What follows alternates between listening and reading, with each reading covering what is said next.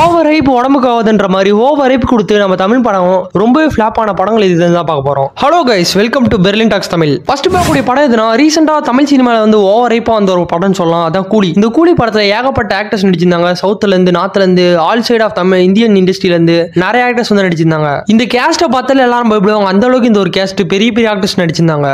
அது மட்டும் இல்லாமல் லோகேஷ் கனகராஜ் நம்ம தமிழ் சினிமாவோட கிரேட்டஸ்ட் டேரக்டரா இருக்காரு இப்போ கரண்ட்ல.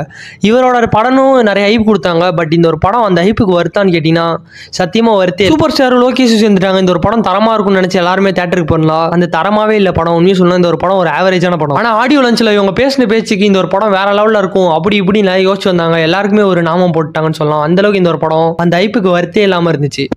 ரெண்டாவது பார்க்கக்கூடிய படம் எதுனா தக்லீஃப். இந்த ஒரு படமும் ரொம்ப ஹைப் கொடுத்து தான் வந்துச்சு. நம்ம தமிழ் சினிமாவில் வர ஒரு கிரேட்டஸ்ட் படம்னு சொல்லிட்டு இருந்தாங்க. இதுல ஏன்னா இதோட டைரக்டரான மணிரத்னமும் இதோட ஆக்டரான கமலஹாசனும் இதுல இருக்க கேஸ்டும் சேர்த்து எல்லாருமே இந்த படத்துக்கு ரொம்ப ஹைப் கொடுத்தாங்க. இதுல சிம்பு வேற வில்லனா கூட பண்ணியிருப்பாரு. சிம்பு இல்லாம அசோக் செல்வன் இந்த மாதிரி ஏகப்பட்ட பெரிய பெரிய ஆக்டர்ஸ் இந்த ஒரு படத்துல பண்ணியிருப்பாங்க. இதனால இந்த படத்துக்கு ஓவர் ஹைப் கிடைச்சிச்சு. பட் இருந்தாலும் இந்த படம் ஹைப்புக்கு ஏற்ற மாதிரி இருந்துச்சுன்னு சொன்னா இந்த படம் உண்மையிலேயே ஹைப்புக்கு ஏற்ற மாதிரியே இல்லை. அவ்வளவு மொக்கையா இருந்துச்சுன்னு சொல்லணும் இந்த படம். இந்த படத்துக்கு நிறைய பேர் ஓவர் ஹைப் கொடுத்தாங்க. இது நாயகன் படம் மாதிரி வரப்போகுது, கமலஹாசனும் மணிரத்னும் மறுபடி சேர்ந்திருக்காங்க, இந்த படம் உண்மையிலே தரமா இருக்க போகுதுன்னு சொல்லிட்டு இருந்தாங்க. இல்லைன்னா இது தளபதி மாதிரி இன்னுமே மாசா இருக்க போகுது அந்த மாதிரி எல்லாருமே சொல்லிட்டு இருந்தாங்க. பட் உண்மையிலேயே இந்த ஒரு படம் எப்படி இருந்துச்சுன்னா ரொம்ப ஆவரேஜான படம் தான். மூணாவது பார்க்கக்கூடிய படம் எதுனா வலிமை. இந்த ஒரு படத்தை பத்தி உலகத்துக்கு தெரியும். அந்த அளவுக்கு இந்த ஒரு வலிமை அப்டேட் கொடுங்க, வலிமை அப்டேட் கொடுன்ட்டு தலை ஃபேன்ஸ் ஊர்ல இருக்க எல்லார்ட்டையுமே அப்டேட் கேட்டாங்க. இந்த ஒரு படத்துக்கு அப்டேட்னு இந்த படம் அப்டேட்லயே வேற லெவல்ல போச்சு. வலிமை அப்டேட்னு உலகத்துல எல்லா இடத்துலயும் நீங்க கேள்விப்பட்டிருப்பீங்க. அவ்வளோ இந்த படத்துக்கு ஒரு ஹைப் கொடுத்துருந்தாங்க. பட் இந்த படத்தை வந்தவன்ட்டு யாருமே அடுத்த படத்தோட அப்டேட்டே கேட்கல. அந்த அளவுக்கு இந்த ஒரு படம் இருந்துச்சு. அச்வினோத் உண்மையிலேயே ஒரு தரமான டேரக்டரா இருந்தாரு. இதுக்கு முன்னாடி எடுத்த 2 படமும் வேற லெவல்ல இருந்துச்சு. தீரன் அதிகாரம் ஒன்றும் சரி,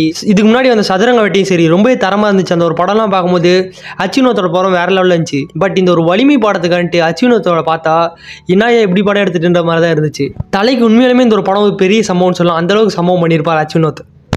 நாலாவதா பார்க்கக்கூடிய படம் எதுனா சூரா. இந்த ஒரு படத்தை பற்றி சொல்லணும். இந்த ஒரு படமும் ரொம்ப ஹைப் கொடுத்த படம்னு சொல்லலாம். ஏன்னா தளபதியோட 50வது படம்ட்டு எல்லாருமே ஒரு ஹைப் கொடுத்துருந்தாங்க. அந்த காலகட்டத்தில் தளபதி பறந்து வராருப்பா, மிதந்து வராருப்பா, இந்த மாதிரி ஒரு ஹைப்பாகவே இருந்துச்சு.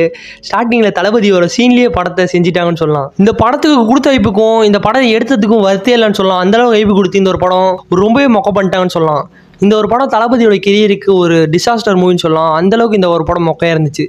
அஞ்சாவது இந்த ஒரு படத்தை பார்க்க போறோம்னா கங்குவா. இந்த ஒரு படத்தை பத்தியும் சொல்லி ஆகணும். இந்த ஒரு படம் எல்லாருமே இன்னுமே நல்லா இருக்குன்னு சொல்லிட்டு இருக்கானுங்க. உண்மையிலேயே இந்த படம் நல்லா இருந்துச்சான்னு கேட்டா இந்த படத்தோட டைரக்டர் யார் நம்ம எல்லாருக்குமே தெரியும், சிறுத்தை சிவான்னு எல்லாருக்குமே தெரியும். சிறுத்தைன்ற ஒரு படத்துல எல்லாரையும் செஞ்சிருப்பாரு. அந்த அளவுக்கு இந்த ஒரு படத்தை எடுத்திருப்பாரு. ஆனா அப்படியே இந்த ஒரு கங்குவா படம் பாத்தீங்கன்னா எல்லாருமே படம் பார்த்தவங்க சிரிச்சு தான் போகணும். அந்த அளவுக்கு கிரிஞ்சி ஸ்டார்டிங்ல இருந்தே வச்சிருந்தாங்க. இந்த படத்தை பத்தி நம்ம உலகநாயகன் கமலஹாசன் ஸ்டைல சொல்லலாம். இந்த படம் நல்லா இருக்குன்னு சொல்ல முடியாது, நல்லா இல்லைன்னு சொல்ல முடியாது.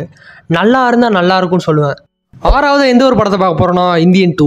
இந்த படத்தை பற்றி சொல்லணும்னா தாத்தா வராரு தெறிக்க விட போறாருன்னு தான் சொல்லணும். இந்த படத்தை பற்றி அதிகமான ரிவ்யூ சொல்ல தேவையில்ல. ஒரே வரியில் ரிவ்யூ சொல்லணும்னா தாத்தா வராரு தாத்தா போறாரு, இதுதான் இந்த படத்தோட ரிவ்யூவே. வருவாரு போவார், அவ்வளவுதான். இந்த படம் ஓவர் ஹைப்டு படம் தான் சொல்லுவேன். ஏன்னா இந்த படத்தோட டைரக்டர் சங்கர், அது மட்டும் இல்லாமல் இந்த படத்தோட ஹீரோ கமலஹாசன். இந்த படத்துல பெரிய பெரிய கேரக்டர்ஸ் எல்லாம் நடிச்சிருப்பாங்க. அவங்களும் இந்த படத்துக்கு ஒரு ஹைப்னு சொல்லலாம். இவ்வளோ ஹைப் இருந்தும் படத்துல கதைக்கிழமை இல்லைன்னு சொல்லலாம். இந்த படத்துல கிளீனான ஒரு கதையே இல்லை. தாத்தா வராரு தாத்தா போறாருன்ற இந்த படத்தோட மொத்த கதையுமா இருக்கும். உண்மையிலேயே டைரக்டர் சங்கர் எந்த மாதிரி படம் எடுத்தாரு, இந்த மனுஷன் இந்த மாதிரி படம் எடுத்தாருன்ற மாதிரி யோசிக்கும். இவர் எந்த மாதிரி படம் எடுத்தாருன்னா எந்திரன் அந்த மாதிரி வேற லெவல் படத்தை எடுத்துட்டு கடைசியாக இந்த ஒரு படத்தெல்லாம் பார்த்து என்னடா தலைவர் இப்படி பண்ணிட்டாருன்னு யோசிப்போம்.